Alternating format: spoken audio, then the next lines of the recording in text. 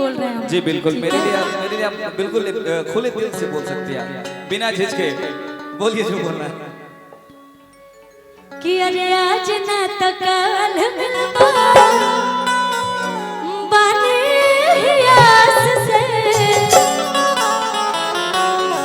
अरे आज न तो कल मिलबा बने ही आस से, प्यार हमको जीने तो से पहले कलास से, प्यार हमको जीने तो से पहले कलास से, बाकी तो लगे तोहरा बाबूजी के पास से, बाकी तो लगे तोहरा बाबूजी के पास से, प्यार हमको जीने तो से पहले कलास से, प्यार हमको जीने तो से पहले कलास से।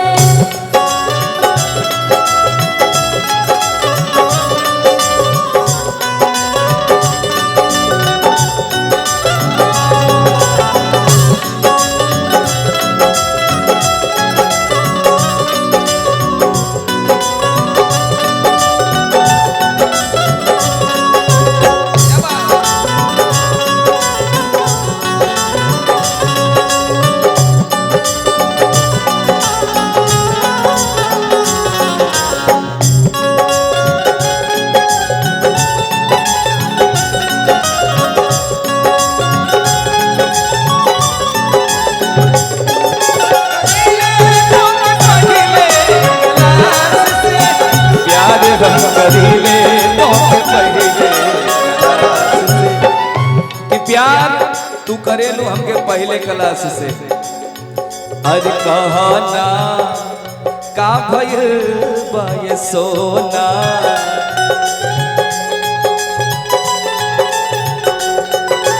ऐसे तो तू मिलेलू कबो ना,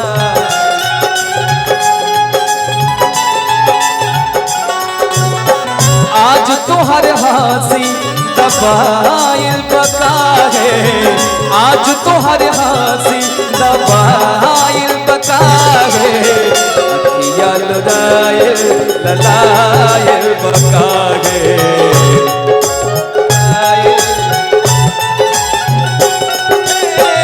अखिया लुदाइल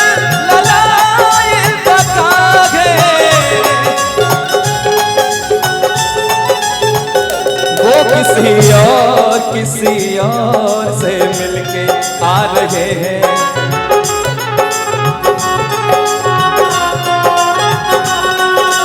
फिर भी हम उनका इंतजार कर रहे हैं। भैया जमाने का रंग यही है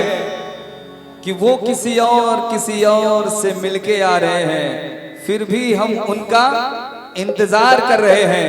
एक बेवफा से हम कितना प्यार कर रहे हैं, एक बेवफा से हम कितना प्यार कर रहे हैं, लायल बका है।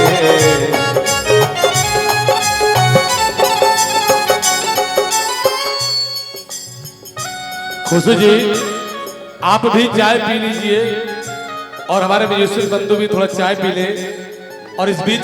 कार्यक्रम जारी है। आप लोग थोड़ा क्योंकि शेरे लोहार शेरा लोहार ये बहुत गलत बात है, बहुत गलत बात है। मैं अभी आपका वकील हूँ जी, मैं आपका वकील हूँ अभी, लेकिन पहले इससे पहले कि मैं एक इनाम पढ़ दूं, स्वर्णदीप ट्रेडर्स नियर power house proprietor Sandeep ji 200 रुपए का प्यार देते हैं, और ये पत्रकार अंशु भगत जी